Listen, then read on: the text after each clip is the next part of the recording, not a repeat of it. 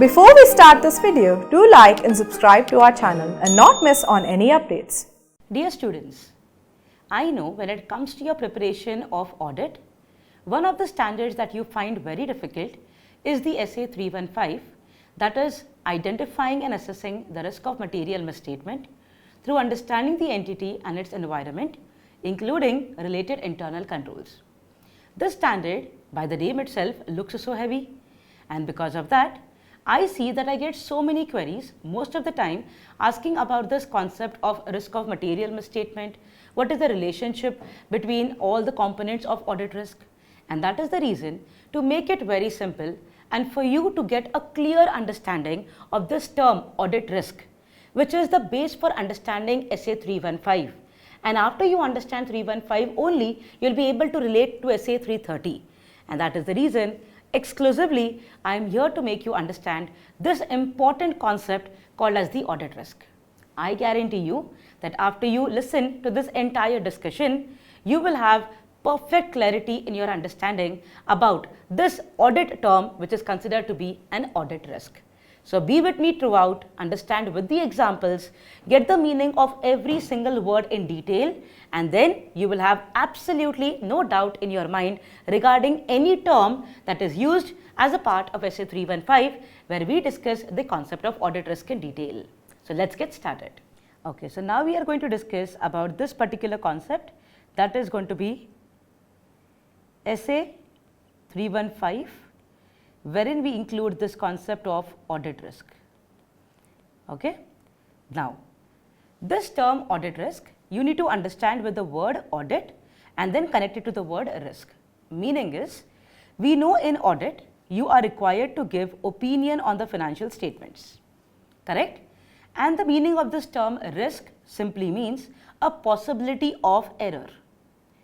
So when you connect the two, you get an understanding that the possibility that the auditor might end up giving a wrong opinion is going to be termed as the audit risk. A very simple understanding. Meaning is, the financial statements are actually having misstatements. There are material misstatements.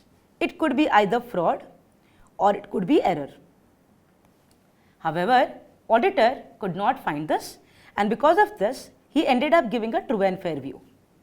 Now, this is something very significant because users of the financial statement will rely on the work of the auditor and based on that take some important economic decisions like to invest or not invest and all that. Because of that, this particular thing which is happening is considered to be one of the significant risks that is going to be encountered, correct? So here you need to understand that audit risk is where the auditor will end up giving a wrong opinion, inappropriate opinion when the financial statements are misstated. Meaning is, financial statements contain a material misstatement and the auditor is giving a true and fair view. Understand, this is very dangerous because users might believe things are correct and might invest the money and might lose it also. On the contrary, when you talk about audit risk, we do not include a situation where financial statements do not have material misstatement, but the auditor is giving a modified opinion. Why? Because when modified opinion is given, then as a whole to the investors and all, this would not be a thing which is going to be detrimental. Okay. In fact, now they'll start studying more into the financials and all, and they'll try to find it in some other way. So basically here, the loss, the economic loss and all, or the stakeholders getting affected is going to be very minimal. So though this also is considered to be inappropriate opinion, even then this is not considered to be significant. It is an insignificant part. Okay. So whenever you give a definition to the audit risk, it is understandable that audit risk is the risk that the auditor will end up giving an inappropriate opinion, but only when financial statements are materially misstated. So financial statements are wrong and you are giving a true and fair view, unmodified opinion. This situation or this particular thing, we call it to be what? An audit risk. Clear? Alright. Now let's understand why does the audit risk come into picture. And we all know that audit risk is always going to be there because from the very first, as per SA 200, we understand the objective of the auditor that we are required to only obtain what? Reasonable assurance. And reasonable assurance is no doubt high level of assurance, but it is not a guarantee, it is not an absolute assurance. That means always there is a possibility that there could be an inappropriate opinion. And that is the reason we say that This risk is always going to be there. Alright. Now understand, the duty of the auditor is going to be that this audit risk, that is the risk of giving inappropriate opinion, he has to try to bring it to an acceptable low level. So when he is going to bring it to acceptable low level, that means reasonable assurance is high level, and that is the objective of the auditor. Is the point clear? Alright. So audit risk concept is always going to be there in every audit you take up. Be the audit of manufacturing industry, trading, be of any sole proprietor, anybody, this concept of audit risk will always be there. You have to try and reduce it down. It cannot be eliminated, because our duty is only to give what? Reasonable assurance. Clear? Alright. Now let's understand, why is there a scope for any inappropriate opinion? Because those students who understand that, okay, when the audit is done, that means things are all correct, then let me remind you that we are not giving true and correct opinion. We are giving true and fair, which is reasonable. So now, why is there this concept of audit risk? This concept of audit risk comes from three components. The first component, we call it to be inherent risk. Second component, we are going to call it to be control risk. And third component, we are going to call it to be detection risk. Okay. Now, in a very simple way, we are going to understand. That means we are now going to try to establish a relationship between these three different components of the audit risk, and then try to understand how will the auditor play with these three components and bring the audit risk to an acceptable low level, which is required for him to give a high level of assurance. Clear? So now understand. First, let us pick up what you mean by inherent risk. So we'll discuss the concept of inherent risk. What is inherent risk? Inherent risk are those which are going to be present come what may. Meaning is, they are naturally going to be present in the course of recording of the transaction, depending upon the nature of the industry, etc. These kind of things are going to be there. Okay. So inherent risks are unavoidable. They are going to be there. To give you a simple example, for example, there is going to be complex transactions. Like we do accounting for derivatives. Okay, we do accounting for foreign currency transactions. These by very nature are complicated, very difficult to record, very difficult to even understand. Is there a possibility of risk happening here? Yes. Organizations are multi-structured. They are divided into divisions. Look at the complexity of the organization. The very nature is such that mistakes are prone to happen. Correct? Then, when you talk about a technological driven industry, you see how technology rapidly changes. You understand different product lines today. You understand there is so much evolvement happening, dynamic environment. So adapting everything new all of a sudden is going to be free from mistakes? No. The nature is what? Mistakes are going to be there. Best example again, judgments, estimates.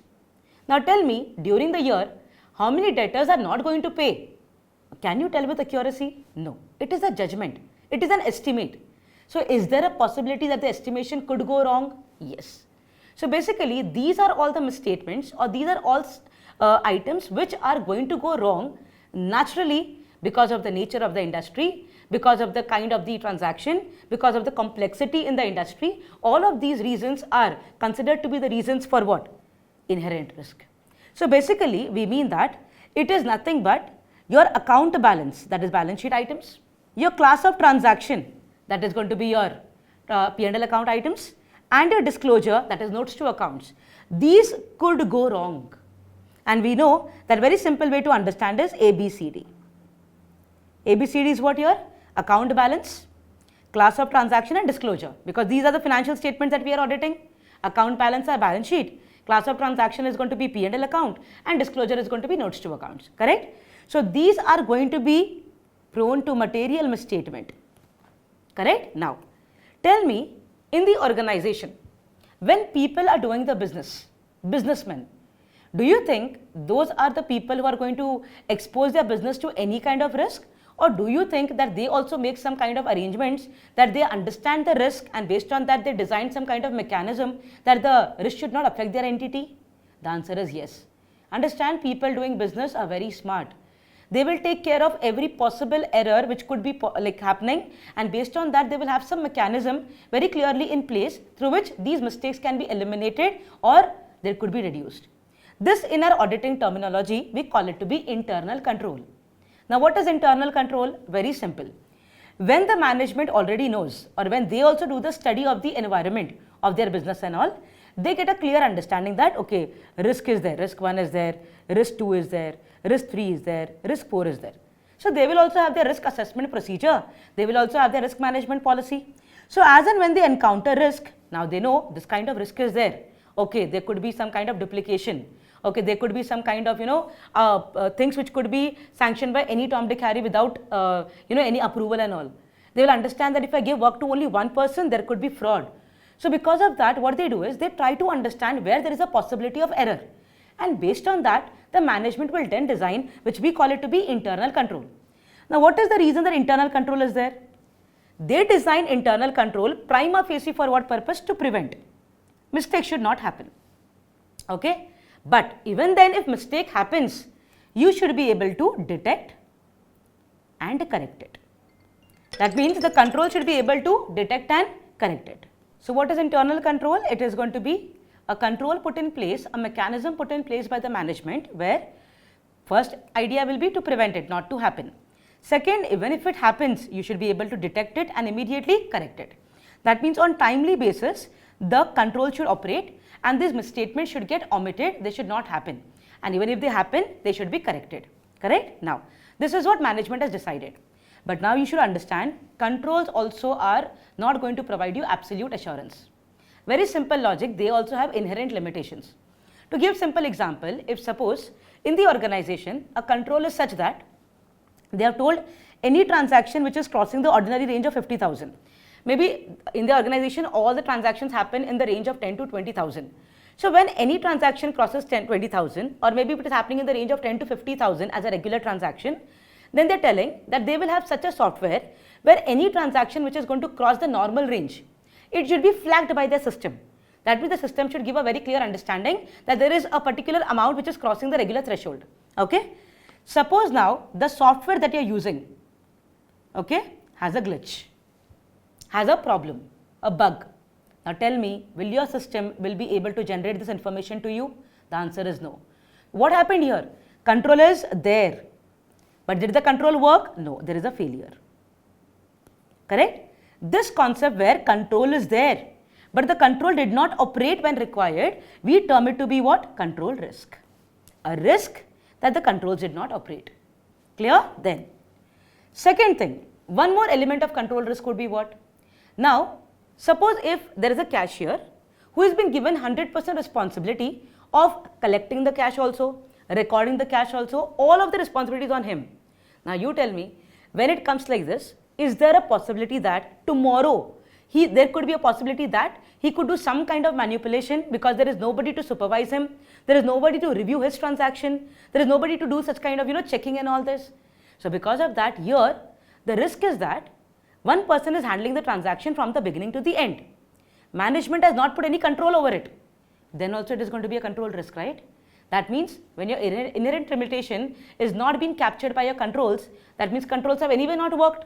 So this also is considered to be what? Control risk. That is, if the internal controls are missing, then also we call it to be what? It's a control risk. So understand, there are going to be two possibilities of control risk. One, control is there but not operating. Second, which you required, that control is actually not there. So in both of these cases, we call this to be what? A control risk. Alright. Now, the most important concept that you have to understand here is both inherent risk as well as control risk. Inherent risk is the susceptibility of account balance, class of transaction and disclosure to what? Material misstatement. Now tell me, when you look inherent risk, are you going to immediately check the controls? When you are assessing inherent risk, are you checking with the controls or without the controls? It is without the controls. So you look into the organization, you find where there is a possibility of errors to happen. So these are what? Nothing but you are going to consider it as if there are no internal controls. I am going to find out all the possible risky areas where I believe controls are not there, or maybe thinking controls are not there only. That means this area mistake could be there, mistake could be there, mistake could be there, mistake could be there. Now we have to check whether in these risky areas whether controls are there. So either control could not be there, or if control is there, control might not be working.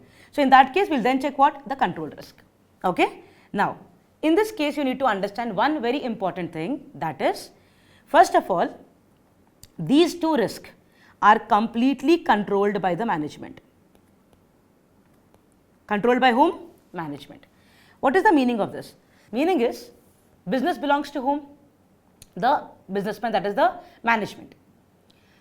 Risk belongs to whom? The management. What kind of industry you are operating into, what kind of nature of activities you have, what kind of complexity you have, it is already there in the organization, it is within already. So this auditor can only check, can he make it up and down, can he make it high or low? No. So the auditor, what he can do is only he can assess. Now this risk auditor can only assess as in it is already there, you can only check. You cannot increase or you cannot decrease it. Okay. Similarly, controls are built by whom? Management. So obviously here also only control checking is what we can do, whether controls are there, whether controls are implemented, correct? So that is also what? Only assessing. So these two, only checking can be done by the auditor. The auditor cannot bring it high or low because that is completely under the control of whom? The management. So here the language that we are going to use is going to be assessing, okay, the risk of what? Inherent risk we are going to check first. Inherent, and then we look into the control risk. Now understand the concept, okay? When you look at assessment of this inherent and control risk, we'll understand that these two risks, after you assess, you will be able to understand where there could be a possibility of misstatement. For example, you saw there is a possibility of misstatement in a transaction which is very complex by nature. Maybe it's a derivative transaction which has to be recorded. Is there an inherent risk? Yes. Naturally, these are very difficult to understand, very difficult to record. Second, did the management put adequate control in this area? Check that. Did they put some kind of expert person here, or are they using some kind of accounting softwares for the calculation purpose? Do they have tools in place? All of these things, check it. If that is not there, then control risk also is there. So you will assess inherent risk, then check the control and assess the control risk. Based on that, you will be able to understand in this area, is there a risk of material misstatement? Is there a risk of material misstatement? So we can say that risk of material misstatement is nothing but it is a combined assessment of both inherent and control risk. Inherent and control risk. So after checking inherent and control risk, we will be able to assess risk of material misstatement, and this misstatement either it could be high or it could be a low one. Meaning is, if suppose there is inherent risk and if controls are good, meaning is what? The risk of material misstatement will be less. But if there is inherent risk and controls are not good, okay, we will call it to be risk of material misstatement to be high. So from now on, your concept about ROMM should be very clear. It is the combined assessment of inherent and control risk. We cannot do any up and down movement for these risks. These risks are controlled completely by the management. We can only check it, we can only assess it. And that is the reason, understand the name of the standard, it is identifying and assessing the risk of material misstatement. And risk of material misstatement is what? Inherent and control. So look at the next part of the standard. It says, through understanding the entity and the environment. So when you understand the entity and environment, you'll be able to find out inherent risk. And then by studying the related internal control, you will be able to identify the control risk. And when you check the inherent risk and the control risk together, you are doing nothing but identifying and assessing risk of material misstatement. Point very clear? So that is 315 discussing about risk of material misstatement. Okay. Now let us continue with the original concept that we were discussing, which is audit risk, where two components have made you understand very clearly what is inherent, which is going to be naturally be present. Control, when you put a control, either it is control is required and not there, or control is put but not operating. In both the case, we call it to be a control risk. Now comes to what? Detection risk. Now comes the important concept, which is detection risk. Detection risk, by the word itself we can understand, it is something to do with the detection part. Now this is the only risk which is under the control of auditor. Which is under the control of whom? Auditor. What do you mean by detection? Understand with the expression. Detection is checking. You are looking into the transactions, and even after you look at it, even after you study it, you are not able to find out. That means the risk that you are unable to detect the misstatements when they are present. Now whatever the auditor does in audit, we give it a term called as audit procedures. We give it what term?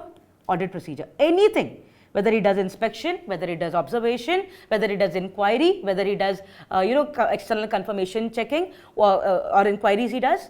All of these, in simple way, we call it to be what? Audit procedure. So anything done by the auditor is audit procedure, correct? These audit procedure performed by the auditor, if they are not able to detect the material misstatements when they are actually present, then that term we call it to be what? Detection risk. Is the concept very clear? So meaning is the audit procedures performed by the auditor are unable to detect the misstatements which are present, and that is the term we call it to be detection risk. Now this obviously will be under the control of the auditor, because more checking he does, detection risk will come down.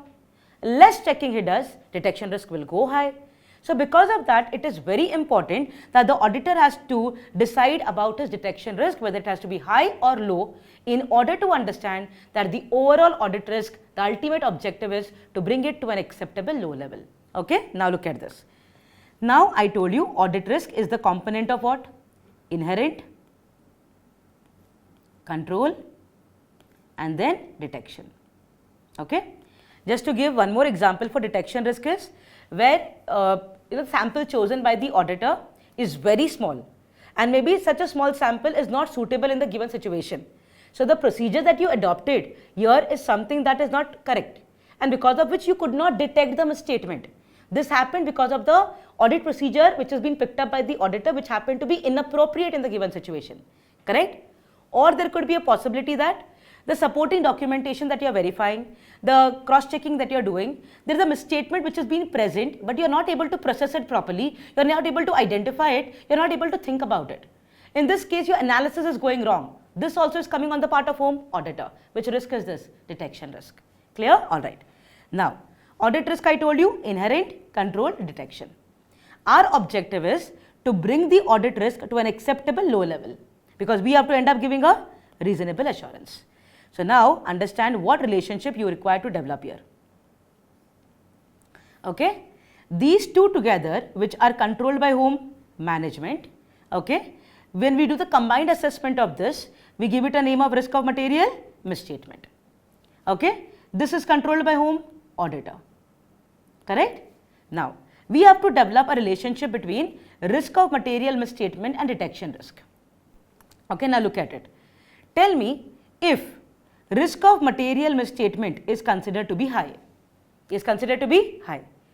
That means inherent risk is there. Controls are either missing or controls are not operating. Now in this case, when you know there is a risk of material misstatement in that area, for example inventory, in that area there is a very high risk of material misstatement. Tell me, are you required to do more checking or less checking? More audit procedure or less audit procedure? Think practically, and you have to understand that yes, when risk is very high, when you believe there is going to be a possibility of misstatements very high, obviously you are going to do detailed checking, more checking. So in that case, when you check more, will your detection risk reduce or increase? It will reduce. So you have to understand that here in this case we are going to do more checking, so detection risk will reduce. Correct? Similarly, what we have to understand is if risk of material misstatement is low. So I understood there is a particular part of bills, I am checking for bills receivables, and I believe the controls here are very strong, okay, they are operating very well, and my conclusion is the risk of material misstatement in that area is little. Now when I know the possibility of misstatement is very little, am I going to ignore that area? The answer is no. But yes, can I put less efforts in that area? Yes. So I could pick up a smaller sample size, simple procedures, okay, I can use like that. So in this case, because I am not checking detailed, because I am not doing a detailed checking, my detection risk is going to be high. Because less checking, lower sample size, all of that is possible. So detection risk will be actually very high. Now what happened here? Detection risk went high. But in both the situation, what you have understood is, my ultimate thing what happened was, I tried to bring my inappropriate opinion possibility to an acceptable low level. So with this, you will be able to understand that the relationship that the auditor is trying to develop in order to obtain reasonable assurance, high level of assurance, by reducing the audit risk to an acceptable low level is inverse relationship. Okay. So if you look at it, auditor should develop inverse relationship between risk of material misstatement and detection risk. Okay? So this part students understand very easily, but here they get confused most of the time. I'll repeat this again. If I believe risk of material misstatement is less, that means in that area the possibility of misstatement is very little. But because we are required to perform substantive procedures on all the account balance, class of transaction and disclosure, we have to do checking. But since we do little checking because we believe risk is less, our detection risk is going to be high. Okay? And that is the reason ultimate objective is to bring the risk audit risk to an acceptable low level. So based on that, we are going to develop inverse relationship between inherent risk and control risk combined assessment and detection risk. Clear? So this concept of audit risk, many students find it to be difficult and complicated. I guarantee that if with this basic understanding you get it, you will have absolutely no difficulty in understanding the three different components. And lastly, very important is the relationship that you are required to establish. Now, language is a problem in audit. So let me give you a simple way of understanding. Audit risk is simple. It is the risk of giving an inappropriate opinion. But understand, we consider only significant risk. So when financial statements are materially misstated. So basically when they are materially misstated and you give true and fair view, that we call it to be audit risk. Though the other way also is audit risk, it is not so significant risk. Correct? Second, inherent control detection. Now inherent risk, what is the language? They say it is susceptibility, that is the possibility of what? Balance sheet items, P&L account items, disclosure, that is account balance, class of transaction and disclosure requirement to what? The possibility that they could be materially misstated. So susceptibility of these three, that is A, B, C, D, to material misstatement. But now when we do inherent risk checking, we do as if in that area control is not there. So without taking into account related controls. Is language established properly? Second, control risk is what? I told you two things. A risk where the control which is to be designed for the purpose of preventing, detecting and correcting. I explained you the meaning of, first our understanding would be to prevent. If not, you have to at least detect and correct. So the controls which are required to be present for the purpose of preventing, detecting and correcting the misstatements are either not present only or they are not implemented properly or they are not operating properly. So here we look into design and implementation. Design and implementation. On the contrary, you have the last one, detection risk. I told you anything auditor does, we call it to be audit procedure.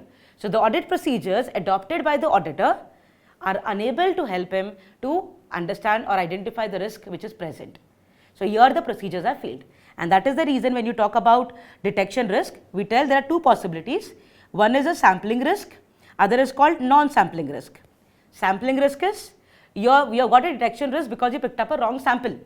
So when your sample size is either wrong or inappropriate sample selection has been done, there is going to be sampling risk controlled by the auditor, it is a detection risk. Other risk is non-sampling risk. Non-sampling risk is a detection risk but not because of wrong sample. It has happened because of wrong interpretation, wrong understanding of the evidence, overlooking of the evidence, misinterpretation of facts. All of these things are what? These are also reasons that you could not find out, but not because of wrong sample. It is for some other reasons. So if it is because of sample, we call it to be sampling risk. If it is not because of sample but still risk is there of detection, then in that case we call it to be non-sampling risk. So detection risk has two components, which is going to be sampling risk and non-sampling risk. Okay? And ultimately we know our objective is to obtain reasonable assurance. That means we have to bring the audit risk to an acceptable low level, and because of that I gave you a clear explanation as to risk of material misstatement, detection risk. The risk of material misstatement completely under the control of whom? Management. Detection risk controlled by whom? Auditor. So this you can only assess. So you check it and decide whether it is high or low.